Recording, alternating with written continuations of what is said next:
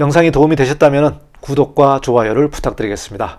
만약에 근생빌라를 분양받아서 살고 있는데 5년, 10년 정도 살고 있다가 10년 후에 걸리는 경우가 있습니다. 이번 국회에서도 양성화법을 하자고 이렇게 입법이 올라가 있는 경우가 있습니다.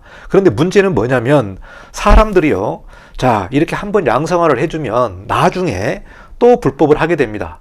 그러면서 현장에서는 이런 말들이 많습니다. 불법하면 좀 10년만 참아라. 10년마다 양성화가 된다. 이때 합법화 시키면 된다. 그래서 10년 동안 벌금을 그냥 내면서 생활하다가 나중에 합법화할 때 그때 정상화를 시키면 된다. 이렇게 말을 하고 있는데요. 이분은 여기서 살고 있는데 이걸 다시 원상복구 하려면 건물을 아주 뜯어야 되기 때문에 아주 심각한 문제가 되는 겁니다. 주택이 아닌 거죠, 더 이상.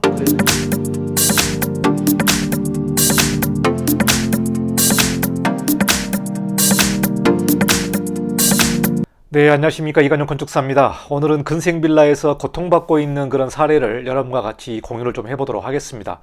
최근에 아파트 값이 너무 많이 올라서 이 아파트 시장이 빌라 시장으로 지금 이동을 하면서 빌라가 상당히 좀 가격도 많이 올라가고 뜨거운 시장인 것 같습니다. 그런데 여러분이 그런 빌라를 사실 때 굉장히 조심해야 되는 내용이 있습니다. 사실 우리가 생활을 하면서 이런 법령들을 잘 살펴보지 않고 생활하는 경우가 상당히 많습니다. 그런데 어떤 문제가 생겼을 때 그때야 이렇게 법령을 찾아보는 경우가 있는데요.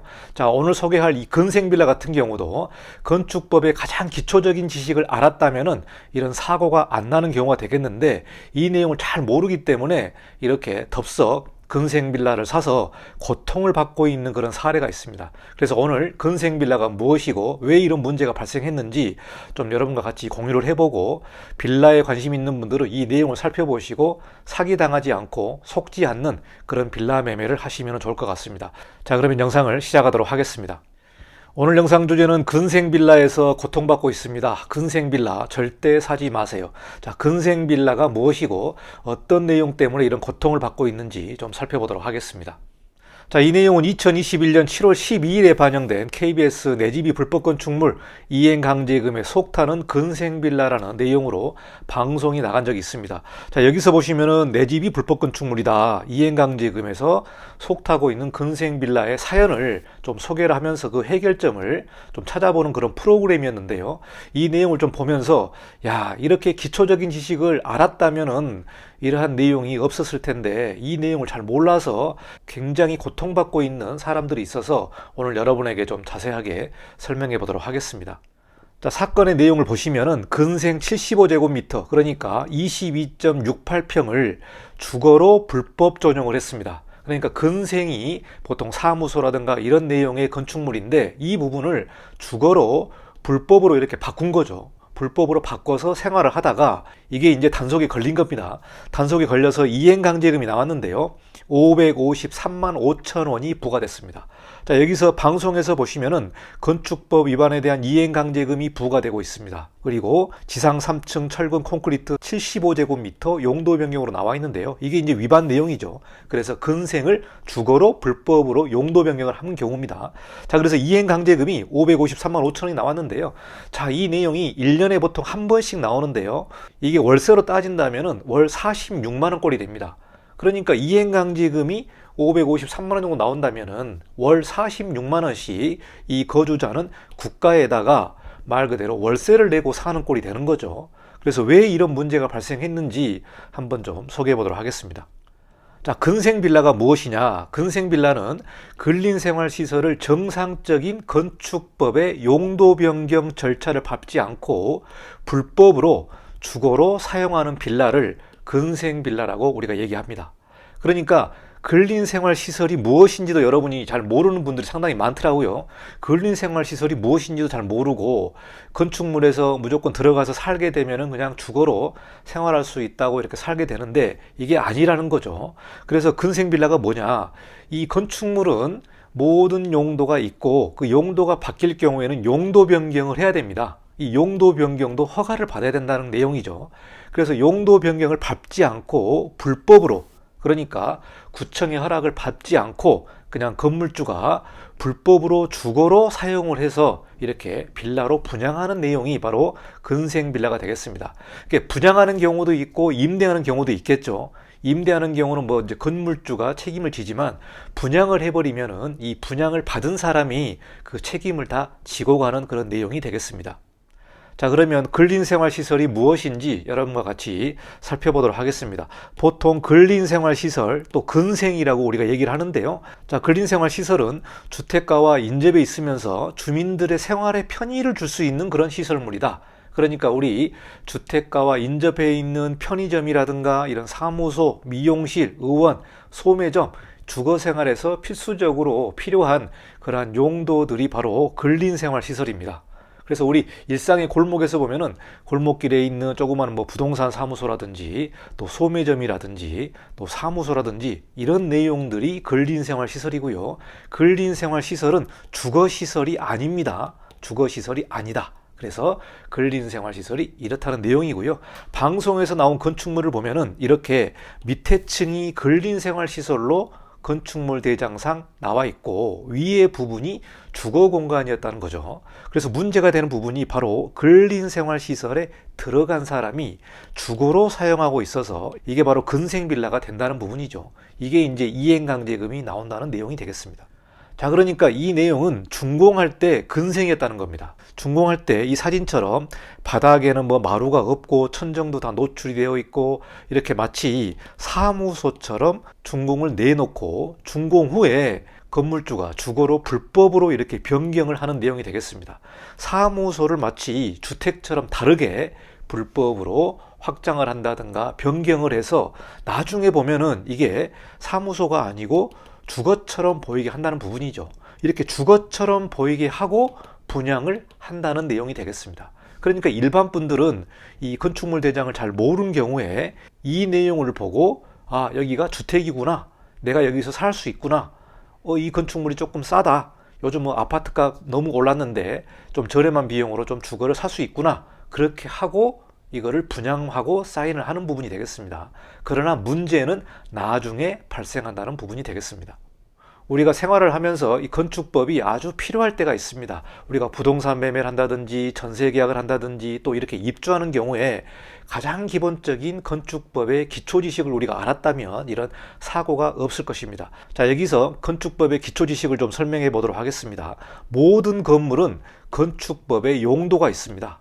건축법의 용도가 있다. 우리가 모든 땅에는 번지수와 지번이 있듯이 모든 건축물에는 건축법에서 정한 용도가 있습니다. 이게 이제 29개 용도가 있는데 29개 중에 한 개가 속한다는 부분이죠. 한 건축물에 이 서로 다른 용도가 있을 수도 있습니다. 그러나 모든 건물, 모든 층 이 부분에는 건축법의 용도가 있다는 부분입니다. 자, 여기서 근린생활시설과 주거 용도를 좀 나눠보면 근린생활시설은 1종 근린생활시설, 2종 근린생활시설 이 부분들은 뭐 휴게음식점, 제과점, 빵집이죠. 뭐 일반 음식점, 의원, 사무소, 학원, 소매점, 제조업소, 고시원 이런 내용들이 근린생활시설이고요. 주거 용도 같은 경우는 단독주택, 다중주택, 다가구주택, 다세대 연립 아파트 그리고 오피스텔 같은 경우도 준주거용으로 전입신고를 하고 난방도 들어오기 때문에 생활을 할 수가 있습니다. 자, 그러니까 근린생활시설과 주거용도는 건축법에서 용도가 분리되어 있는데 이 부분을 잘 모르고 이렇게 사고가 나는 경우들이 있습니다. 이 부분은 여러분이 어디서 확인을 하냐면 건축물 대장을 확인을 해야 됩니다. 건축물 대장은 해당 번지수를 입력을 하시고 뭐 정부 24 사이트 가시면 무료로 건축물 대장을 발급할 수 있기 때문에 그 해당되는 층의 용도가 무엇인지를 여러분이 확인해야 됩니다. 내가 만약에 301호로 들어간다 그러면 3층에 어떤 용도가 되어 있는지 건축물 대장의 공식적인 서류를 확인을 해서 꼭 여러분이 그 용도가 무엇인지를 확인하시기 바라겠습니다. 자, 그러면 왜 근생빌라를 만드는 겁니까? 자, 여러분 건축물을 지을 때 용도를 정하고 아주 복잡한 그런 법규들이 있습니다. 자, 그런데 여기서 보시면 정해진 용적률에 세대를 많이 넣기 위해서 그러니까 어떠한 건축물이 있는데 우리가 법에서 정해 놓은 용적률, 즉 면적이 있습니다. 이 면적 이하로 지어야 되는데 또 다세대라든지 다가구를 지을 때 또 층수 제한이 있습니다. 그래서 이렇게 해당 층에다가 세대 수를 넣었는데 나머지 층이 면적이 남는 거죠. 면적이 남아서 여기를 근생으로 이렇게 허가를 내는 겁니다. 근생을 허가를 냈고 공사를 하고 준공까지 다 한 다음에 그 후에 다시 이거를 불법으로 주거로 만들어서 임대를 놓기도 하고 분양을 하는 부분이 되겠습니다. 자, 이게 또 어떤 문제가 있냐면은 주차하고도 관련이 있습니다. 자, 주차는 근린생활시설 같은 경우는 134제곱미터, 그러니까 약 40평마다 주차를 한 대를 해야 되는데, 이 주거 같은 경우는 세대당 작게는 0.5대, 크게는 한 대, 세대당 주차를 우리가 넣기 때문에 이 1층에서 우리가 최대한 주차를 할 수 있는 그 공간이 물리적으로 정해져 있기 때문에 아무리 내가 세대수를 많이 넣고 싶어도 1층에 주차를 못하면 세대수가 한정되어 있는 거죠. 이러기 때문에 근생이 주차 규정이 약하기 때문에 이 부분을 근생으로 준공을 내놓고 나중에 다시 쪼개기를 해서 주거를 넣는 경우가 되겠습니다. 그러니까 문제는 뭐냐? 근생 빌라는 주거로 불법으로 전용해서 분양을 하고 또 팔아먹기 쉽고 또 임대하기 쉽고 이런 내용들이 이 근생 빌라와 관련되어 있기 때문에 결국은 이제 돈이죠. 돈과 임대료 또 수익료 이런 부분 때문에 억지로 근생 빌라를 만들어서 이렇게 현장에서 이런 사고들이 나는 경우가 되겠습니다. 최근에 아파트 값도 오르고 이 주거 비용이 너무나 올라서 이렇게 근생을 주거로 만들면 임대도 금방 되잖아요. 이런 부분 때문에 근생 빌라를 만드는 겁니다. 자, 그러면 근생 빌라, 즉 불법으로 만든 근생 빌라 무엇이 문제인가? 자, 여기서 문제는 뭐냐면 비주거 시설, 그러니까 근생 빌라는 건축법상 만약에 2층이 사무소로 되어 있다. 사무소로 되어 있는데 이제 이거를 불법으로 주거로 바꿔서 주거 생활을 하거든요. 주거 생활을 할 때에 우리가 전입 신고를 하게 됩니다. 그런데 문제는 비주거 시설, 그러니까 사무소, 즉 주거가 아닌 시설에 사람들이 들어가서 살 경우에 전입 신고가 된다는 경우가 되겠습니다. 전입 신고가 된다. 자, 이러니까 건축 관계자들은 아니 건축물 대장에 주거가 아닌데 어떻게 전입 신고가 됩니까? 이렇게 얘기할 수 있지만 건축이 아니고 행정을 하시는 분들은 현장에 나와서 실사를 하게 됩니다.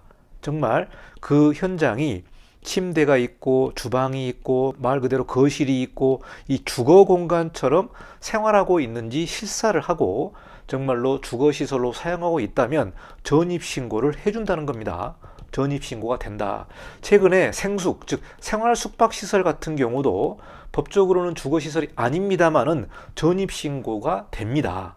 그래서 전입신고가 되기 때문에 아, 여기가 주택이구나. 주택이니까 전입신고가 되는 거 아니냐. 이렇게 일반 분들은 착각할 수 있는데 건축법상 이 비주거시설이어도 전입신고가 되는 경우가 있기 때문에 이 부분이 문제가 된다. 그러니까 엄밀히 얘기하면 이 행정기관에서 건축물 대장의 주거시설이 아니면 전입신고가 안 되게 해줘야 되는 거죠. 그래서 입주하기 전에 이 건축물이 위반 건축물이라는 것을 확인을 해야 되는데 전입신고를 하고 주거생활을 하고 있는 상황에서 이제 불법 건축물이 걸려서 다시 원상복구를 해야 되기 때문에 문제가 복잡해지는 내용이 되겠습니다. 자, 두 번째는 분양할 때 주거로 사용 가능하다고 한다. KBS 영상에서도 보시면은 여기서 뭐 공인중개사라든가 건물주라든가 이렇게 분양을 할 때에 뭐 주택으로 사용이 가능하다. 그리고 나중에 걸렸을 때 잠깐 짐을 빼고 이렇게 하면 된다. 그러니까 주택처럼 사용할 수 있다고 말을 했기 때문에 이 부분을 분양받은 겁니다. 그래서 나중에 사고가 터졌을 때 이 부분이 이제 문제가 돼서 서로가 싸우게 되고 민사소송을 가게 되는 부분이 되겠습니다. 그러니까 분양할 때 이 부분을 정확하게 주거 용도가 아니다. 나중에 걸렸을 때 이게 문제가 심각할 수 있다. 그리고 이행강제금이 나온다. 이렇게 정확하게 얘기를 해야 되는데 이행강제금이 뭐 5번 나오고 없어진다. 뭐 조금 있으면 뭐 정상화된다. 이런 말로 이렇게 주거가 가능하다라고 호도를 해가지고 분양이 되는 경우들이 있다. 이 문제는 계약을 할 때 매우 조심해야 될 것 같습니다. 자, 세 번째는 벌금 몇 번 내면은 양성화된다고 한다. 이렇게 말하는 분들이 있습니다. 사실 매년 국회에서는 이런 불법 건축물을 양성화하자는 그러한 법안을 입법을 하고 있습니다. 이 불법 건축물 양성화의 특별법이 한번 만들어져서 그때 대략 한 10만 건 정도가 양성화가 됐습니다. 이번 국회에서도 양성화법을 하자고 이렇게 입법이 올라가 있는 경우가 있습니다. 그런데 문제는 뭐냐면 사람들이요, 자, 이렇게 한번 양성화를 해주면 나중에 또 불법을 하게 됩니다. 그러면서 현장에서는 이런 말들이 많습니다. 불법하면 좀 10년만 참아라. 10년마다 양성화가 된다. 이때 합법화 시키면 된다. 그래서 10년 동안 벌금을 그냥 내면서 생활하다가 나중에 합법화 할 때 그때 정상화를 시키면 된다. 이렇게 말을 하고 있는데요. 설령 양성화를 된다고 해도요. 양성화되는 부분이 뭐냐면은 이렇게 주택의 일부를 불법 확장을 쓰는 경우도 있습니다. 4층 부분에 베란다 일부를 이렇게 확장을 써서 주거가 확장되는 부분이고요. 근린생활 시설이 즉 전혀 주거가 아닌 그런 시설을 버젓하게 주거로 사용하고 있는데 이 부분을 합법화 시켜준다? 이 내용은 해당이 안 됩니다. 그렇기 때문에 여러분이 양성화를 기대를 하고 이거를 불법을 하시면 안 된다. 이 불법 건축물의 단속이 계속해서 강화되고 있기 때문에 제 기준으로는 양성화가 상당히 어렵다. 이렇게 보고 있습니다. 자, 위반 건축물로 걸리게 되면 준공 당시 상태로 원상복구를 해야 됩니다. 아니면 매년 벌금을 내고 거주를 해야 된다. 그러니까 매년 월 46만 원씩 이렇게 나라에 세금을 내고 즉 나라의 월세를 내고 사는 꼴이 되는 거죠. 자, 여기 사진을 보시면은 이 부분이 철거라고 나와 있습니다. 철거. 왜 철거냐면은 준공할 당시 때 여기가 사무소였기 때문에 여기가 말 그대로 벽이 없었습니다. 벽이 없었고 이 사무소처럼 보였다는 부분이죠. 그러나 준공 후에 이렇게 벽을 만들고 인테리어를 하고 이렇게 해서 분양을 하는 겁니다. 그러니까 이게 준공했을 당시에 버젓하게 주택처럼 만들어졌다 이렇게 생각할 수 있는데 만약에 이게 걸리게 되면은 준공 당시 그러니까 준공 당시 때 근생인 경우로 다시 원상복구를 해야 됩니다. 그러니까 준공했을 때의 도면이 있겠죠. 그 도면이 다 구청에 들어가 있기 때문에 그 도면대로 원상복구를 해야 되고 그리고 나서 다시 검사를 받아야만 이행강제금이 이제 더 이상 안 나오게 되는 거죠. 어쨌든 한번 이행강제금이 나오면 이 이행강제금은 돈을 내야 됩니다. 벌금이 부과되면 무조건 내야 됩니다. 그리고 원상복구를 해야만 이행강제금이 그 다음부터는 안 나오게 되는 거죠. 자, 이렇게 주택 같은 경우는 바닥에 난방도 다 뜯어야 되고 도면처럼 이 벽도 다 뜯어야 되기 때문에 이분은 여기서 살고 있는데 이걸 다시 원상복구 하려면 뭐 건물을 아주 뜯어야 되기 때문에 아주 심각한 문제가 되는 겁니다. 주택이 아닌 거죠, 더 이상. 그래서 굉장히 고통받고 있는 그런 사례가 되겠습니다. 자, 여기 사진 보시면은 주방 사진이 되겠습니다. 근린생활시설 같은 경우는 주방을 설치할 수가 없죠. 말 그대로 이제 탕비실 정도는 우리가 설치를 할 수 있지만 이렇게 버젓이 주방처럼 사용할 수가 없습니다. 그러니까 이 부분을 다 철거를 해야 됩니다. 그래야만 원상복구가 되고 더 이상 불법 건축물이 안 되는 그런 내용이 되겠습니다. 자, 근생빌라의 문제점을 여러분이 쭉 소개를 했습니다만은 간략하게 요약을 하면 사기 분양일 수 있다.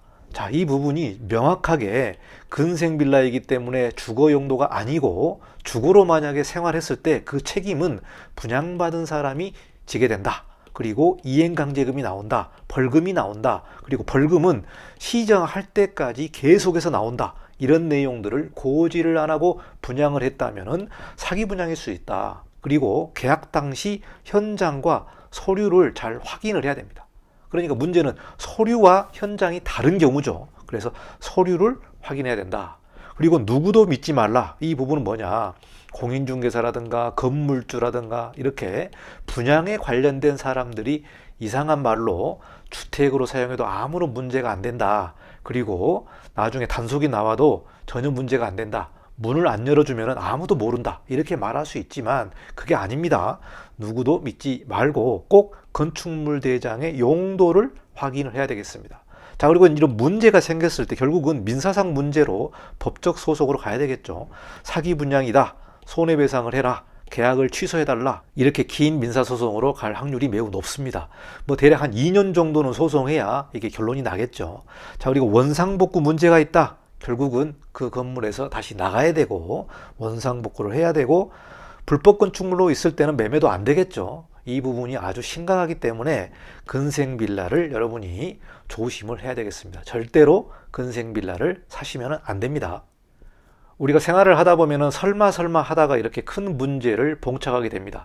만약에 근생빌라를 분양받아서 살고 있는데 5년, 10년 정도 살고 있다가 10년 후에 걸리는 경우가 있습니다. 제가 유튜브 영상에서도 여러분에게 소개를 했습니다만은 시간이 많이 지난 후에 불법 건축물로 걸려서 매매도 안 되고 뭐 전세금 대출도 연장이 안 되고 아주 심각한 문제를 봉착하는 경우가 있는데요. 한두 해 살아보고 문제가 없다라고 생각해서 안심을 하는 경우가 있는데요. 절대 그렇지는 않습니다. 나중에 5년, 10년이 지나서 위반 건축물로 걸려서 상당히 문제가 될 수 있다. 그래서 여러분이 이런 근생 빌라 또 근생을 불법으로 사용을 해가지고 주거로 사용하는 경우에는 상당히 조심을 해야 되고 분양하는 경우라든가 전세 들어가는 부분도 근생 빌라의 문제점을 좀 잘 살펴보시기 바라겠습니다. 꼭 건축물 대장을 확인해 보시고 그 용도를 확인한 다음에 그게 주거 용도가 아니면 매매를 하거나 전세를 들어가시면 안 됩니다. 자, 여기까지 근생 빌라에 대해서 여러 가지 문제점을 좀 짚어봤는데요. 건축법이 상당히 좀 일상생활에서 중요한 부분이기 때문에 여러분이 좀 공부를 하시고 생활에 많은 도움이 되시면 좋을 것 같습니다. 영상이 도움이 되셨다면 구독과 좋아요를 부탁드리겠습니다. 감사합니다. 이관용 건축사였습니다.